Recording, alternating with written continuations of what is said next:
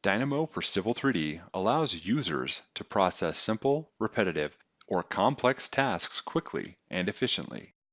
Nodes are available for a number of functions in Civil 3D and AutoCAD. Nodes are added to the script and linked together in a visual environment. Scripts can be created to meet the exact details required in any design workflow. Objects can be selected from the CAD file and manipulated or extruded to create solids and blocks, and the output can be viewed in the Dynamo window or the CAD file. Data can be read from spreadsheets or CSV files, and the objects in the CAD file can be updated automatically with any spreadsheet revisions.